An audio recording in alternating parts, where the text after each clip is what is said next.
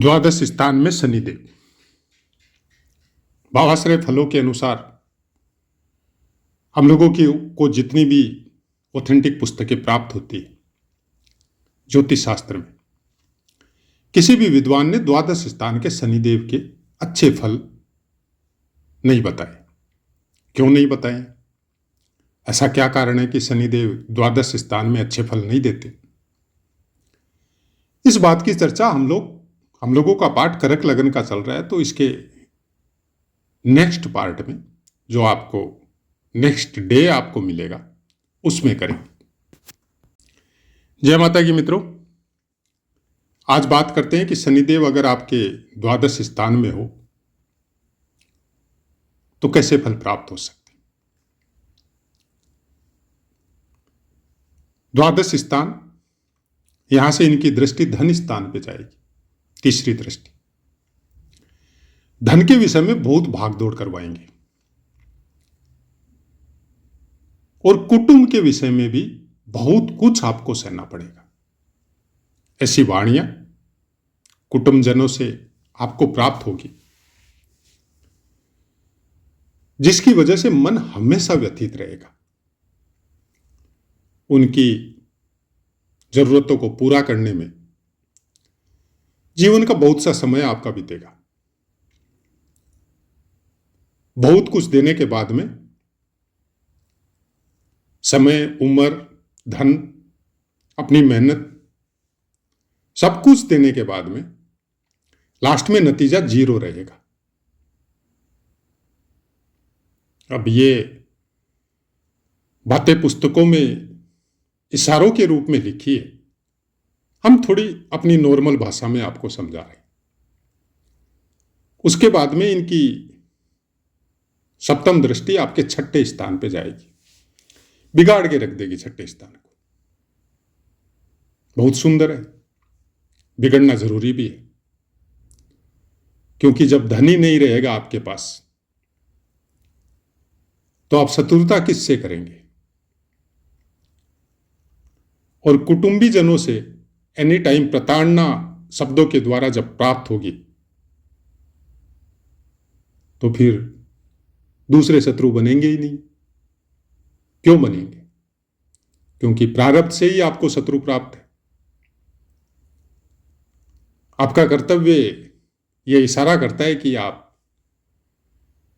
किसी जन्म में इनका बहुत कुछ लेकर आए हैं, तो इस जन्म में चुकाइए,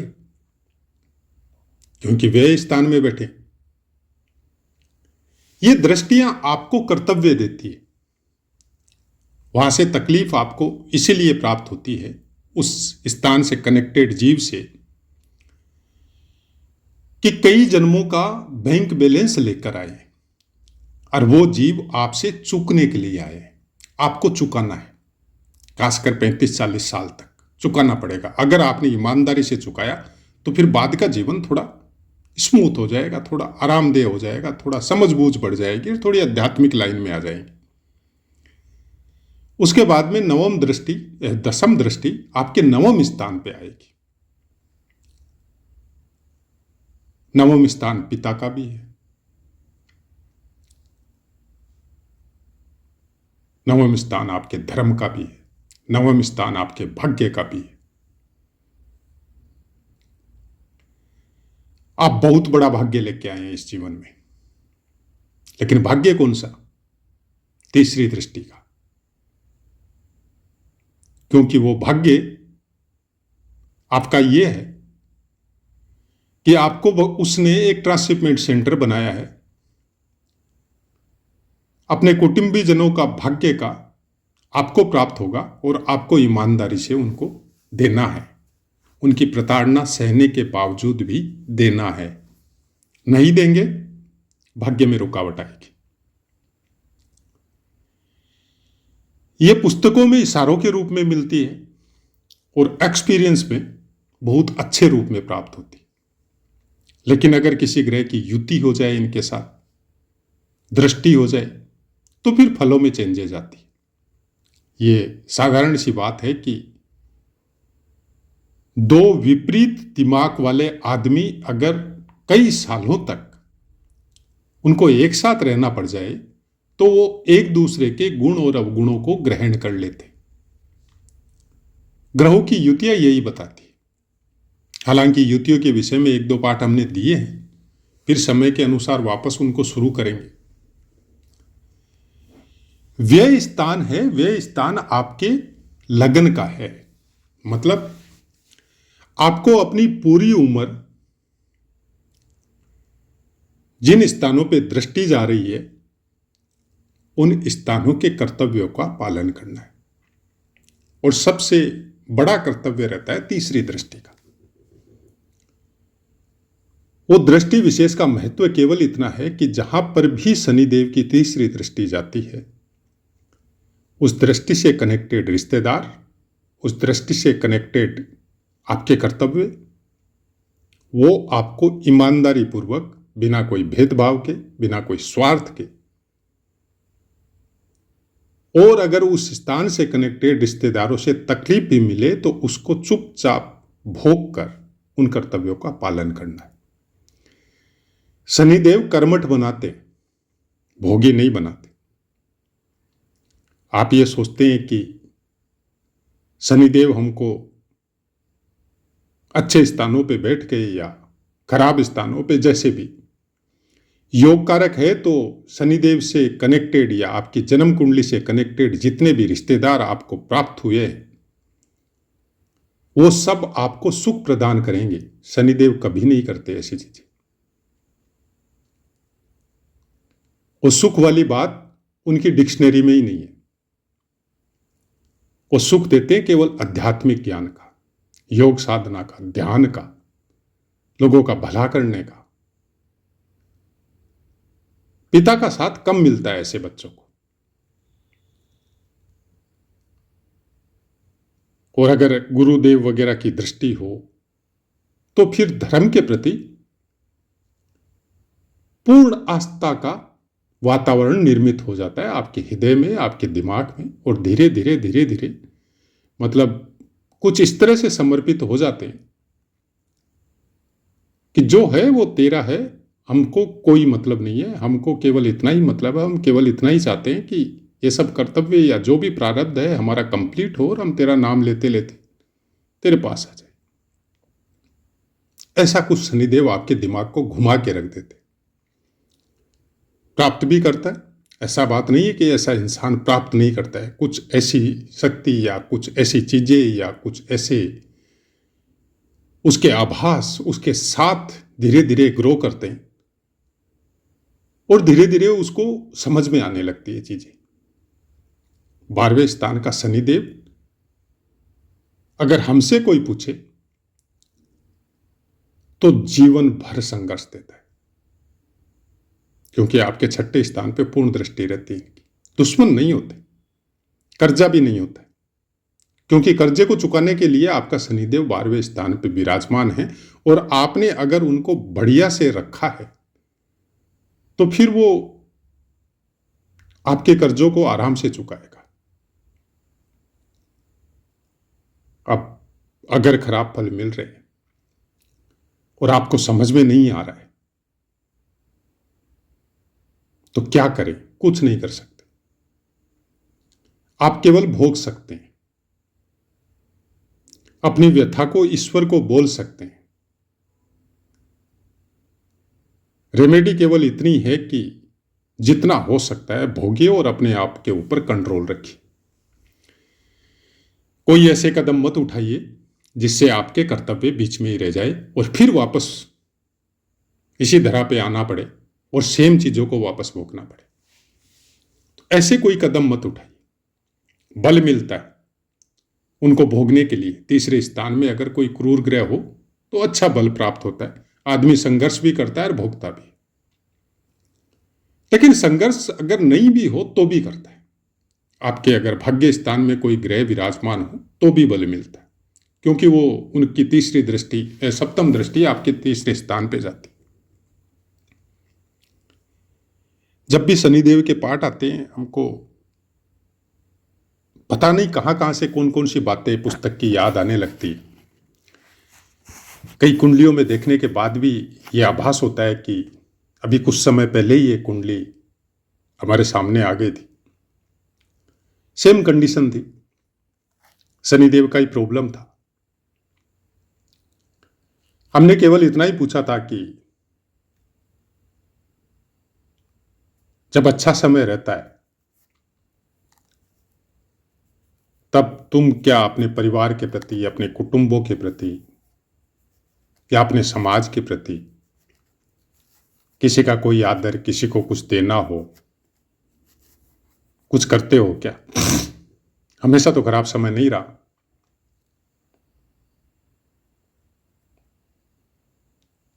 और थोड़ा ईमानदारी से बोलना।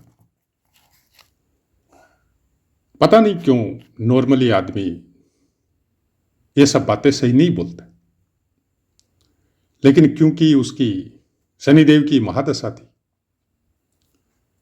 और गुरुदेव का गोचर उसकी कुंडली में थोड़ा अच्छा चल रहा था, तो उसने कबूल कर लिया। बोला सही बात है, नहीं करता है। अब समझ में आया चीज, वो अब समझ में आया। तो अगर कोई अपना है, प्रिय है,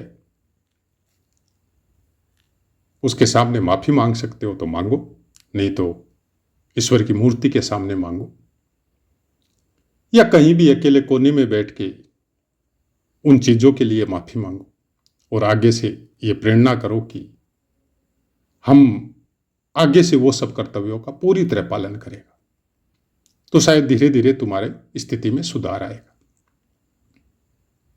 ऐसा ही कुछ होता है शनिदेव का काम, जबकि उसकी कुंडली में योग कारक थे, ये और खास बात है। और शनिदेव की महादशा भी थी। ज्योतिष शास्त्र के अनुसार उसको बहुत बड़ा पैसे वाला, बहुत बड़ा इंडस्ट्रियलिस्ट ऐसा होना चाहिए था, लेकिन नहीं था। होने की कोशिश हुई थी और बीच में उसके साथ लफड़ा हुआ, क्योंकि स्वार्थ एक ऐसी भावना है जिसको शनिदेव कभी पसंद नहीं करते। उनको कोई स्वार्थ नहीं था अपने पिता के घर में रहने का, सूर्यलोक के सुखों को भोगने का। शनिदेव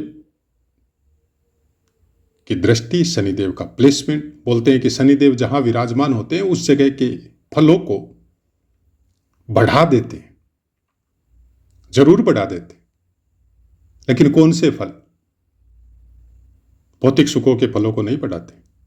ऐसा इंसान आनंदित होता है दूसरों को सुख देके। आपको अगर ऐसा लगे कि कोई आदमी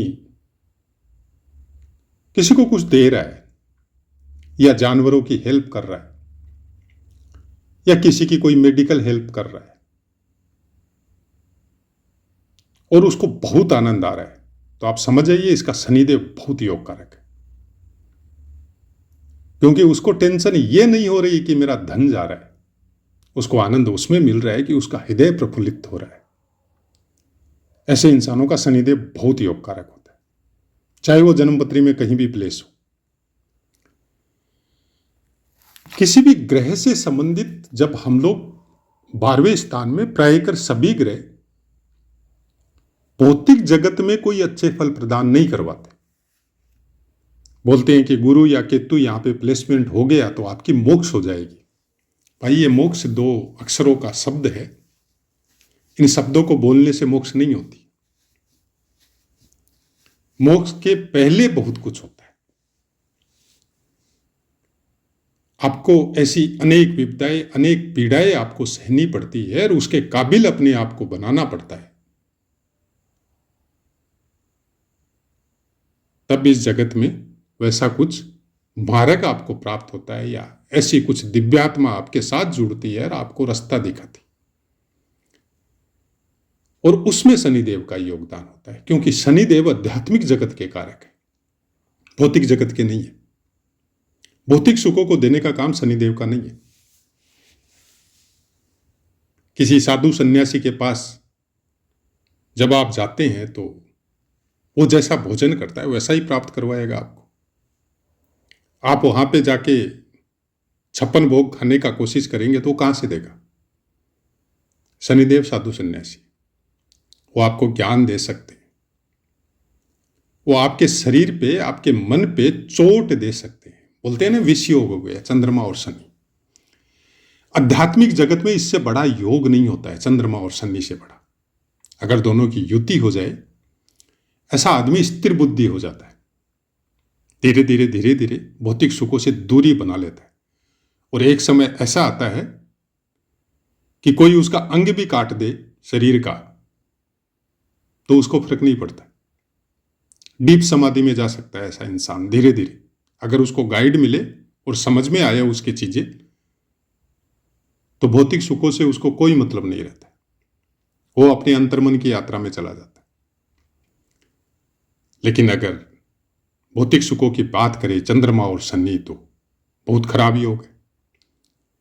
क्योंकि जैसे ही आप भौतिक सुखों की चंद्रमा की तरफ जाएंगे, तब तक शनि आपको अड़ंगा लगाएगा, बार बार परेशान होंगे।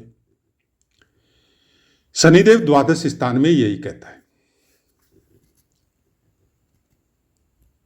कि आप अपनी यात्रा को चेंज कीजिए। आपको शरीर सेवा करने के लिए मिला है, सेवा करवाने के लिए नहीं मिला है। चाहे आप अपने कुटुंब और परिवार की करें, चाहे इष्ट मित्रों की करें, चाहे अपने भगवान की करें, ईश्वर की करें, मंदिर में जाके पूजा अर्चना करना हो, साफ सफाई करना हो, वो सब चीजें शनिदेव यहां पे आपको बताने की कोशिश कर रहे हैं। घर में भी, आप जिस घर में रहते हैं वहां पर भी अपनों की सेवा करना, घर की साफ सफाई करना, घर का वातावरण अच्छा रखना। उस समय ये सोचेंगे कि ये नहीं कर रहा है, हम क्यों करें, तो फिर वो कुछ नहीं होगा, क्योंकि वो सामने वाला कुछ अलग प्रारब्ध लेके आया है और आप कुछ अलग लेके आए हो। आपकी उन्नति उसमें है और उसकी उन्नति कोई दूसरे काम में। तो आप अपने कर्तव्य को समझिए। आपके अगल बगल में कौन क्या कर रहा है उससे कोई मतलब नहीं है। तो ऐसा है मित्रों, पाठ समझ में आया होगा। वो अपनी वाणी को विराम देते हैं और करक लगन के भी संपूर्ण पाठ हमने आपको प्रदान करवा दिए। किसी एक पाठ को सुन के आप ये देखिए कि वैसी कोई बात पूछने के पहले बाकी पाठों का श्रवण कीजिए, क्योंकि इन्हीं लग्नों के पाठों में हम लगन के फल के अलावा, उस पर्टिकुलर प्लेस के फल के अलावा कई बार युतियों की बात भी बोल देते हैं। जैसे इसमें बोला चंद्रमा और शनि का, दृष्टियों की भी बोल देते हैं, स्थान विशेष की भी बोलते हैं, कई बार दूसरे ग्रहों की दृष्टि वगैरह की भी बोलते हैं। तो आपका क्वेश्चन निरंतर सुनने से हो सकता है आपको कमेंट नहीं करना पड़े, हल हो जाए। लेकिन अगर आप नए जुड़ते हैं और एक पाठ को जितनी आपकी इच्छा हुई 2 मिनट 5 मिनट सुना और उसके बाद में तुरंत आपने कमेंट में अपनी डेट ऑफ बर्थ वगैरह ये सब आपने प्लेस कर दी, तो उसके लिए माफी चाहते हैं। ये चैनल किसी की कुंडली का अध्ययन नहीं करता। ये ज्योतिष से आपको अध्यात्म की यात्रा करवाने के लिए बना गया है। आप ज्योतिष को ज्योतिष के अनुसार समझो। अपने कर्तव्यों को आप कैसे समझ सकते हो, किस तरह से इस संसार में अपने आप को सुरक्षित और शांतिमय बना सकते हो, उसके लिए है। कोई प्रोफेशनल चैनल नहीं है कि आपकी कुंडली देखेंगे, फीस लेंगे, फिर 2-4 आदमी नियुक्त करेंगे, एक सेंटर खोलेंगे, फिर उसमें अलग अलग साइड इफेक्ट देंगे, जैसे बाकी जगह में ये सब, या पिक्चर वगैरह जैसा। तो हम ऐसा कुछ करना भी नहीं चाहते और आता भी नहीं है हमको, और न ऐसी कोई हम जरूरत समझते हैं। क्योंकि ज्योतिष को बोलने से जितना समझ में आता है उतना से ही समझने वालों के लिए ये चैनल है। किसी ने बोला कि आप थोड़ा ऐसा ऐसा करो तो इसमें इस तरह से फल आपको प्राप्त होंगे, या इस तरह से आपको आपके सब्सक्राइब बढ़ेंगे, या आपकी इनकम जनरेट होगी। हमने हाथ जोड़ लिया, भाई नहीं बढ़ते मत बढ़ो, लेकिन जो है उसमें संतुष्ट है कि अगर 5 या 10 आदमी भी सही तरीके से हमारी वाणी से, समझाने के तरीके से अगर उनको समझ में आ गई ज्योतिष, तो हमारा कर्तव्य पूर्ण हो जाता है। हमारी हैसियत उतनी ही है जितना कर्तव्य हमको समझ में आया है अपना, उतना हम करने की कोशिश कर रहे हैं। बाकी जो ईश्वर की मर्जी है वो होगा। हमारा जो योगदान है हम कर रहे हैं। तो प्रोफेशनल चैनल नहीं है, हमारा कहने का मतलब केवल इतना है।